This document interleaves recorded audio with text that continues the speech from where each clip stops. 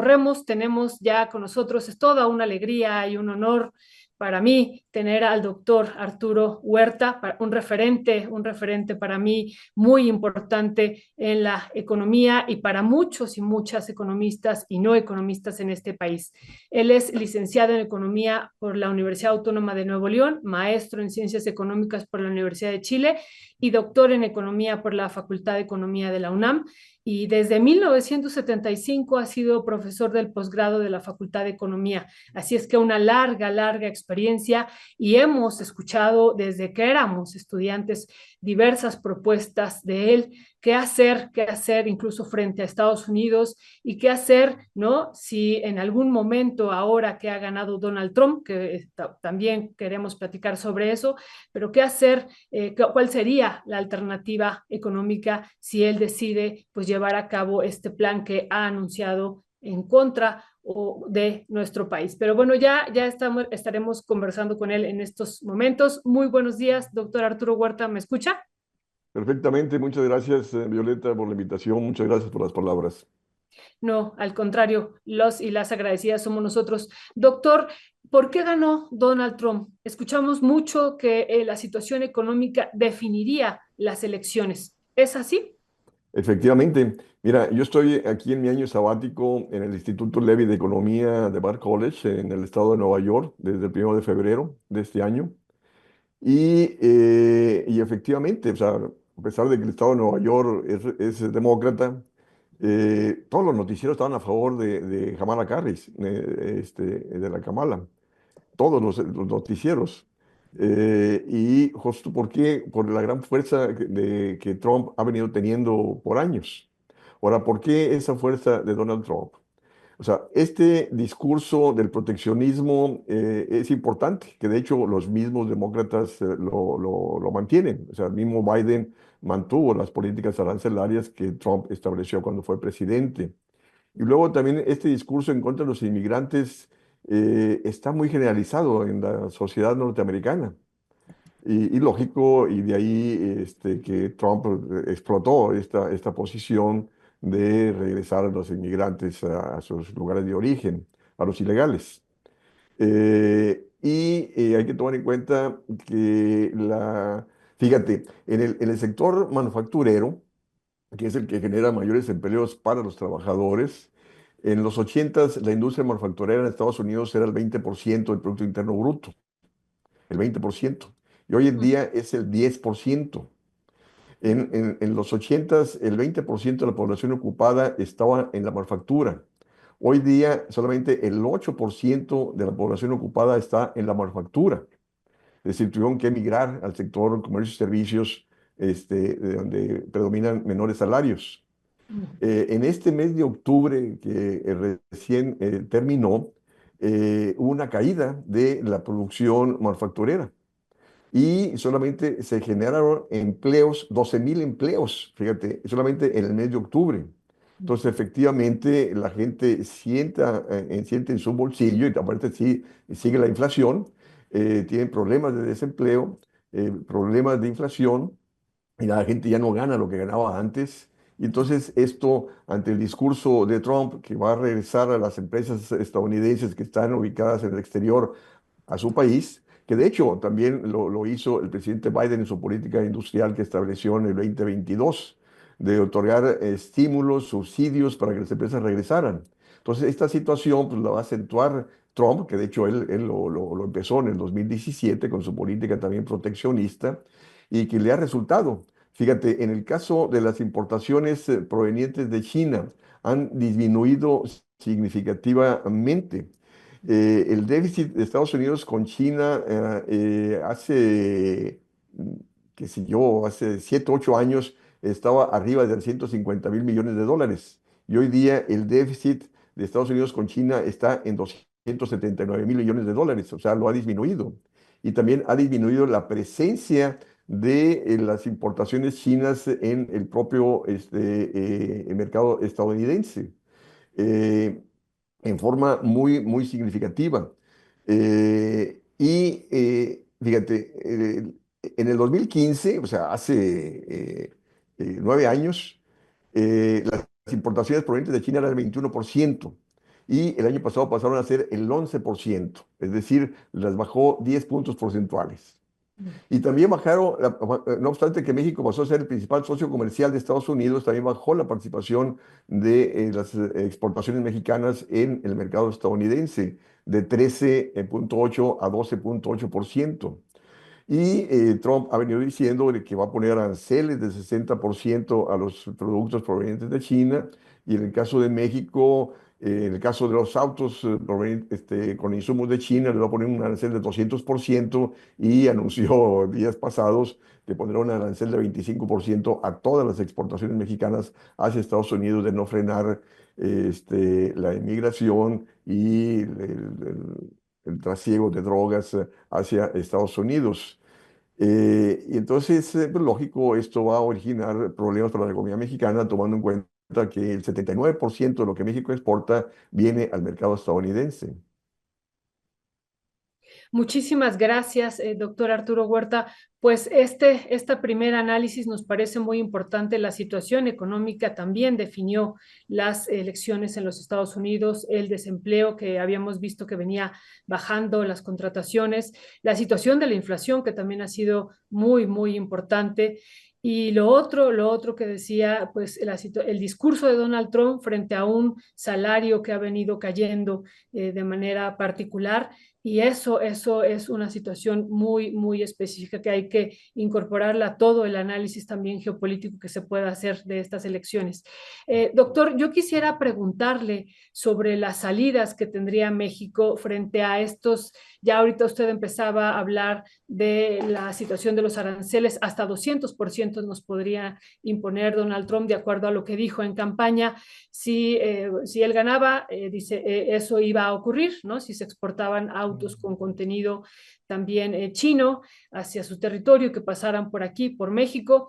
Y lo otro es que ha estado señalando reiteradamente, incluso cuando hicimos en su primer mandato presidencial de él, pues cancelar en aquel momento lo que era el Telecán, el Tratado de Libre Comercio, y ahora ha señalado pues que es muy probable que va a, no a revisar, sino a renegociar este tratado y modificarlo de una manera importante. ¿Cuáles serían las opciones que tendría México frente a esto que ha señalado Trump en campaña? Mira, Violeta, bien sabemos que las políticas económicas son mundiales, ¿no? Si predominó el proteccionismo en la posguerra, todos los países desarrollados y subdesarrollados instrumentamos políticas proteccionistas, es decir, prohibir la importación de aquellos bienes que eran producidos internamente. Y eso genera condiciones de crecimiento, tanto en países desarrollados como subdesarrollados. Crecimos alrededor del 6%, tanto unos como otros, 6% promedio anual. Y luego viene a partir de los 80 las políticas de libre comercio, dejar de lado las políticas proteccionistas, dejar de lado la política industrial, la política agrícola, permitir abrir la economía para permitir la libre movilidad de mercancías y después de capitales. Y Estados Unidos era promotor de estas políticas. Y China ingresa a la Organización Mundial del Comercio en el 2001 y resulta que ha sido el país victorioso, ¿no? Las industrias se fueron a China. China es la segunda economía mundial, tiene mayor presencia en el comercio mundial que Estados Unidos. Los países de los BRICS, Brasil, Rusia, India, China y Sudáfrica tienen su Producto Interno Bruto es mayor que los países del G7, los países occidentales, y en consecuencia Estados Unidos perdió en esta cuestión del libre comercio que ellos mismos promovieron. Entonces de ahí que cuando Trump llega a la presidencia a partir de enero del 2017, empieza con las políticas proteccionistas, políticas arancelarias, a cuestionar el libre comercio, ¿no? Y yo recuerdo en el 2018 cuando Trump dijo que si México no ponía freno a la inmigración centroamericana, iba a poner aranceles 5% mensual hasta llegar a 25%. Y el presidente en turno respondió con 30,000 efectivos de la Guardia Nacional para frenar la migración en el sureste del país, ¿no? Y yo en aquel entonces escribí que México debería responder igual, ¿no? Ok, nos vamos a políticas arancelarias, ¿no? Repito, porque y más ahora, que todo el mundo ya está en ese tenor. Todo, o sea, muchos países están regresando a políticas industriales. Y la política industrial te requiere de política proteccionista, proteger la producción nacional frente a importaciones, te requiere de bajas tasas de interés, te requiere política de subsidios, te requiere de tipo de cambio competitivo, cosa que no tenemos, ¿no? Entonces, y el gobierno mexicano sigue apostando al libre comercio, ¿no? La Secretaría de Economía en la segunda semana de octubre sacó un plan sexenal donde dice apostamos al nearshoring, apostamos al TMEC y sigue ese discurso por parte del secretario de Economía. Pues no, es no entender los nuevos rumbos del acontecer internacional. Fíjate, un dato muy importante. La tasa de crecimiento promedio anual del comercio internacional ha venido disminuyendo significativamente. Del 2000 al 2008, o sea, antes de la crisis del 2009, el comercio mundial venía creciendo al 11.2% promedio anual. Del 2010 al 2020, el comercio internacional pasó a crecer 3.8%. Fíjate, China, la economía exitosa en las exportaciones, lo que va del 2024, sus exportaciones solamente han crecido en 2.4%, ¿no? Entonces, efectivamente, o sea, la gente se está volcando con políticas proteccionistas, está avanzando en el autoabasto, justo para disminuir su dependencia de importaciones y luego más ante los problemas que te generó la pandemia, que se rompieron las cadenas productivas, las cadenas de distribución, que frenaron los procesos productivos a nivel mundial, ha llevado a los países a avanzar en el autoabasto, con políticas industriales y políticas agrícolas. Y México no tiene política industrial, no tiene política agrícola. Entonces, de allí que el nuevo gobierno debe de pensar muy bien esto, ¿no? Y no seguir apostando que no, no, vamos a negociar el TEMEC, no, no. A pesar de que está contemplado para el 2026, Trump no va a esperar, no, en absoluto, ¿no? Trump, él es un empresario, ¿no? Exitoso y gobierna como si fuera un empresario, como si Estados Unidos fuera su gran empresa, ¿no? Así, o sea, negocia, impone condiciones para negociar. Y lógico, y la posición de fuerza de Estados Unidos pues impone sobre los demás países, ¿no? Y no por nada los BRICS están creciendo, ¿no? Ahí está el éxito de la reunión que se realizó en Rusia en semanas pasadas, donde hay una gran lista de países deseando entrar. ¿Por qué? Porque en los BRICS no hay condicionamientos, ¿no? Hay respeto a las políticas soberanas de los países. El Banco de Desarrollo de los BRICS no pone condiciones a los créditos que otorga, a diferencia de las posiciones del Fondo Monetario Internacional, que está diciendo el gobierno mexicano que tiene que bajar el déficit, que tiene que poner impuestos. Pues no, ¿no? México debe luchar por el respeto soberano de su política económica y debe retomar el manejo de la política económica para tener política industrial que te requiere baja tasa de interés, te requiere política de subsidios, incremento del gasto público, tipo de cambio competitivo, ¿no? Y a su vez también política agrícola para dejar de depender de las importaciones de granos básicos. Y luego también está el problema del gas, ¿no? México importa más del 70% del gas viene de Estados Unidos. Imagínate, Trump te puede boicotear por ese Cortar el gas, lado. ¿no? Exactamente, ¿no? Y te frena toda la industria eléctrica. Hoy, Sí. por favor, ¿no? Y México tiene bastante gas que hay que explotar, ¿no? Entonces, la Secretaría de Energía debe avanzar en eso, ¿no? Doctor, Justo, sí, dime. perdón, entonces en ese sentido, perdón que lo Sí, sí. interrumpa porque eso es muy importante lo que nos está diciendo.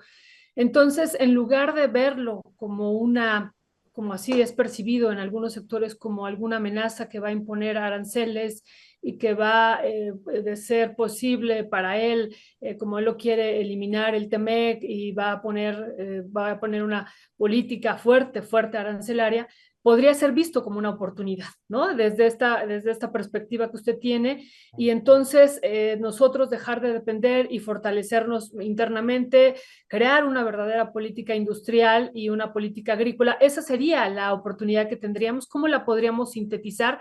Y entonces, ¿cómo podríamos tener esta otra mirada de la llegada de Trump vista como una oportunidad en términos económicos? Efectivamente, Violeta. Y eso va a implicar pues, que tengas que romper con el modelo neoliberal, ¿no? O sea, en el sexenio pasado se hablaba que no somos, que no somos neoliberales, ¿no? Somos antineoliberales, pero siguieron las mismas políticas neoliberales, ¿no? de libre movilidad de mercancía, libre movilidad de capitales, alta tasa de interés, austeridad fiscal, y de ahí el no crecimiento de la economía mexicana durante esos 6 años. Pues no. O sea, no hay que acatar las posiciones de las calificadoras internacionales. Las calificadoras internacionales responden a los intereses del capital financiero internacional. El Fondo Monetario Internacional responde a los intereses del sector financiero internacional. Entonces, de ahí que el gobierno debe retomar el manejo soberano de la política económica, ahora que tiene mayoría en el Congreso, modificar la ley orgánica del Banco de México, ¿no? Porque resulta que por ley el Banco de México no le puede comprar deuda directa al gobierno. Por favor, el Banco Central de Inglaterra en el 2020, con la crisis de pandemia, a pesar de ser autónomo, el Banco Central de Inglaterra decidió comprarle toda la deuda que el gobierno emitiera al 0,1%, la tasa de interés del 0,1%, ¿no? Y aquí no, ¿no? Es decir, el gobierno, repito, siguió con la política contraccionista de austeridad y de ahí el no crecimiento. O sea, hay que modificar la ley del Banco de México para que tenga un banco central que sea funcional el crecimiento económico y no funcional el capital financiero. Ahí está la banca ganando lo que quiera, ¿no? Ahí están los datos dados en días recientes que siguen incrementando sus ganancias y la economía para abajo, por favor. Entonces, hay que repensar todo esto, ¿no? Y no seguir con políticas económicas que favorecen lo financiero en detrimento de lo productivo, en detrimento de la creación de empleos bien remunerados, que nos llevan, repito, a la situación, a la problemática económica en la cual estamos. Excelente lo que nos dice, 70% nosotros dependemos del gas en Estados Unidos. Cualquier decisión de Donald Trump, cualquier decisión de cerrar esto, realmente frente a la gran dependencia que tenemos, pues se derrumbaría una parte de la situación económica del país. Eso me parece que es lo que hay que ir resolviendo de fondo, doctor Arturo Huerta. Le hago aquí algunos comentarios, o le leo dos comentarios. Dice Patricia Burgos, gracias, excelente análisis, importantísimo y necesario implementar estas acciones en México. También nos dice Fernando Barraza, análisis como este del doctor Huerta me hace dudar y cuestionar el rumbo de México con estos gobiernos de izquierda y lo pone entre comillas. Y bueno, muchos otros. Nora Brie, fuerte saludo, Nora. Nora dice, los países y no, perdón, esto es que aquí se juntó, entonces no sé qué es lo que exactamente quiere decir, pero bueno, hay muchos comentarios, excelente información de Teresa Paredes. Gracias por sus comentarios. Hay muchos comentarios, doctor, en torno a esta situación de la dependencia económica que tenemos en México. ¿Cómo podríamos, y esa sería la pregunta final para cerrar esta entrevista, doctor, y después lo podríamos buscar, si usted no lo permite, para una entrevista más larga y a profundidad sobre este tema que nos parece muy, muy importante y que lo hemos escuchado desde hace años? Yo me acuerdo cuando estaba la negociación del Tratado de Libre Comercio, haberlo escuchado a usted diciendo, no, no hay que hacer esa negociación, estamos en situaciones de desventaja completamente, economías completamente distintas y sin embargo se hizo en un contexto pues completamente neoliberal. En este momento, doctor, ya no yéndonos hasta el Tratado de Libre Comercio, en este momento, entonces, para dejar de depender de los Estados Unidos, ¿cuál sería la apuesta, además de esto que ya nos ha dicho, de revisar estas políticas neoliberales que siguen estando presentes en nuestro país? Mira, la cuestión es de que tenemos fuertes rezagos productivos, industriales y agrícolas, que te generan déficit de comercio exterior y de ahí que requieres entrar de capitales para financiarlo, ¿no? Caemos en deuda sobre deuda, ¿no? Y luego deuda para pagar deuda. Toda la política económica se dirige a qué? A promover entrada de capitales, alta tasa de interés, austeridad fiscal y sigue relegando la esfera productiva. Entonces tú tienes que poner la política económica el centro al desarrollo industrial, al desarrollo agrícola, a la creación de empleos productivos bien remunerados para disminuir el déficit de comercio exterior y disminuir los requerimientos de entrada de capitales. Una economía, yo me ubico dentro de la teoría moderna del dinero, que es una vertiente de la escuela post-keynesiana, te dice que no debe de depender del dólar, ¿no? La economía debe financiarse con su moneda. Es más, veamos los acuerdos de los BRICS, que el comercio sea con su moneda, ¿no? Y el otro país te acepta el peso para invertir ese peso en la economía nacional o para comprar productos nacionales. Entonces México debe avanzar en esa perspectiva, ¿no? O sea, te van a decir, ah, no, es que si el gobierno se financia del Banco Central va a ser inflacionario. No, todo depende de dónde dirijas el gasto. Si lo canalizas a incrementar la capacidad productiva, pues vas a aumentar la oferta, que te va a satisfacer la mayor demanda y te va a evitar presiones sobre precios y presiones sobre importaciones. Entonces, repito, necesitas economistas heterodoxos y no economistas neoliberales, que son los que nos han venido gobernando por décadas y que siguen estando presentes. Entonces, de ahí, repito, de que no se puede seguir apostando al libre comercio, porque en el libre comercio ganan los países que tienen una productividad por arriba de la media internacional. La productividad de México está por debajo de la media internacional y de ahí que tenemos menos industria, perdimos la autosuficiencia en granos básicos, tenemos menor crecimiento, menores salarios, creciente desigualdad del ingreso y creciente dependencia de la entrada de capitales. Entonces hay que dejar de lado las políticas neoliberales, ¿no? Y que el Estado gobierne en favor de las grandes mayorías del país, en favor del pleno empleo, en favor del desarrollo industrial y el desarrollo agrícola, y negociar con posiciones de fuerza y no subordinarse a los dictados de Estados Unidos o del sector financiero.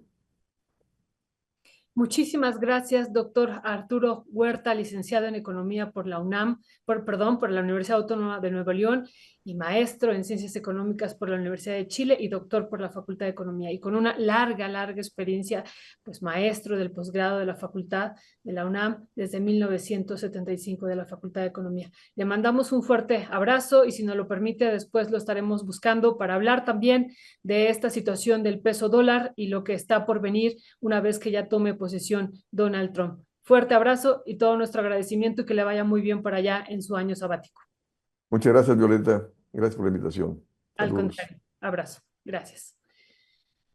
Pues acabamos de escuchar esta otra visión, este análisis del doctor Arturo Huerta, que puede ser visto como una oportunidad además, ¿no?, fortalecer la política industrial y agrícola a partir de dejar de depender, o esto nos permitiría dejar de depender en términos económicos de los Estados Unidos, que en cualquier momento, si quiere, nos corta el suministro de diferentes pues, elementos que son vitales justo por esta dependencia que hemos tenido con ellos, que son vitales y de los cuales dependemos de ellos.